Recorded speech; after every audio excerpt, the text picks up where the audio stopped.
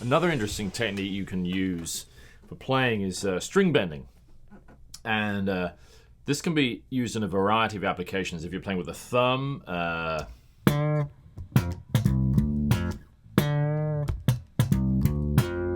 can use that to bend off like this. Now notice when I'm doing that, I'm using a pull-off obviously here.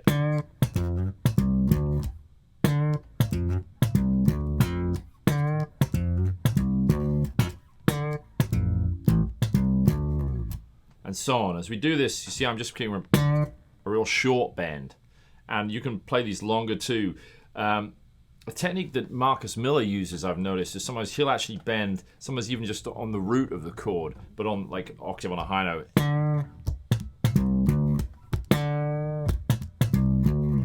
And just bend upwards, bend the note slightly sharp, or on the third of the chord, like if we're in like D minor, play up on the F.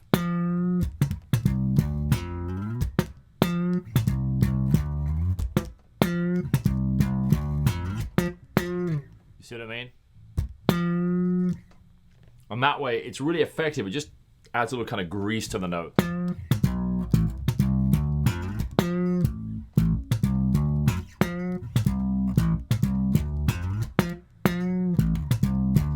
And so on, like that. Now, that's playing bends and like that with the thumb and with the pull-off kind of aggressively. We can also use this on a fingerstyle kind of idea.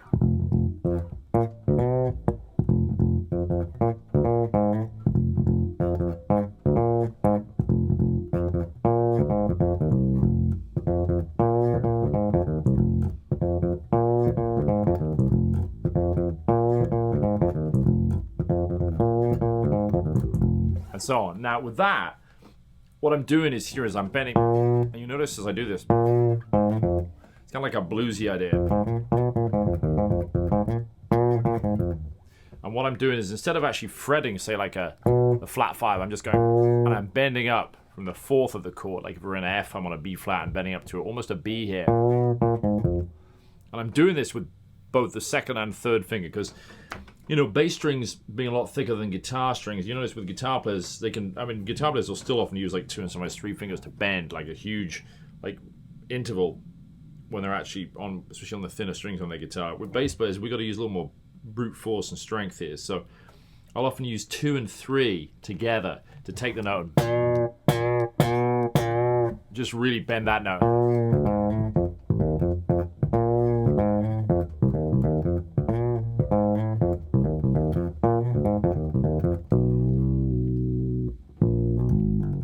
You see what I mean? So, and that way, you know, sometimes the idea with this is you're not pitch perfectly bending this note here. You're not quite getting the note. It's just that tension. You're almost hitting the note back down to the original note and then back. So.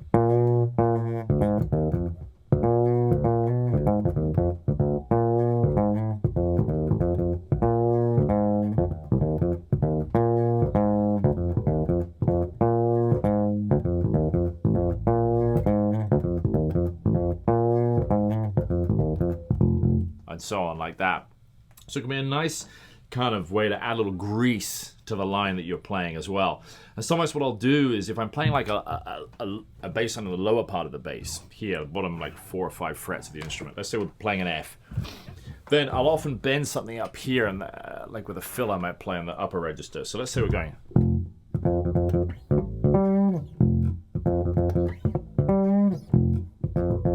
And so on. I'll play that for you again. So.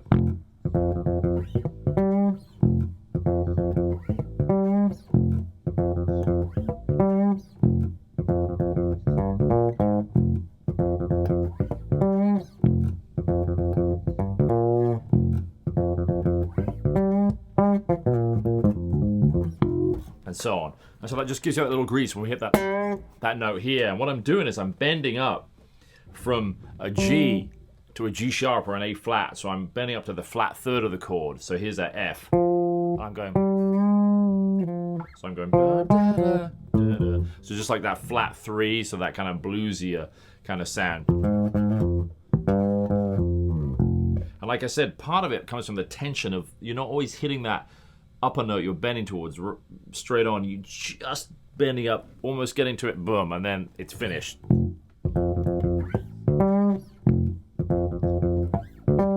You see what I mean? Whereas if I just went,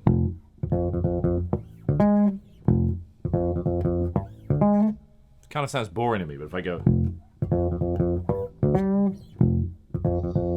see, it has more grease and flavor to it. So that's like using the string bend like that. And we can bend these like, and there I'm really making, see what I mean?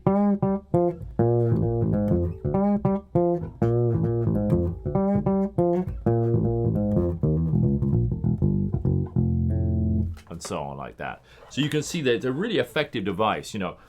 As you practice this, try really slowly and just take a note.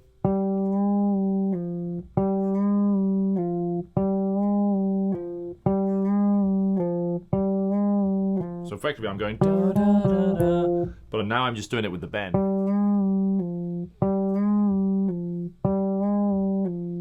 Now it's got to be pointing out too, when you're playing this, proper technique doesn't exactly go out the window, but it takes a back seat sometimes. We can't always maintain beautiful technique as we're doing this. So I don't usually use my thumb at the back of the neck here, like as a pivot. So normally when we're playing, we'd have the thumb here. When I'm bending, you'll notice it kind of creeps around. You notice if you watch blues guitarists, the thumb is living over the front of the fingerboard here, which is not kind of ideal technique if we're playing, you know.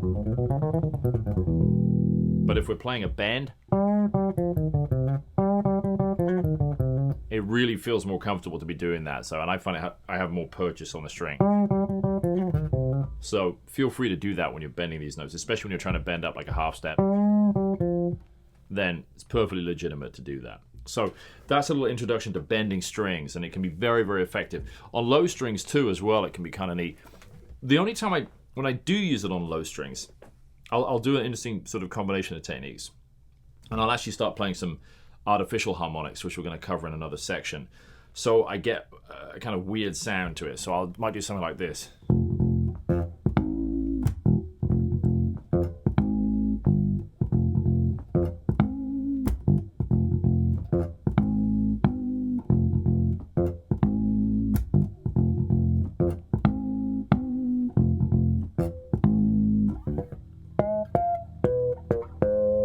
You see, that way we're combining things with a little kind of strange kind of harmonic and then a bend as well, and that can be useful just as like a little special effect or to add an unusual color to the line.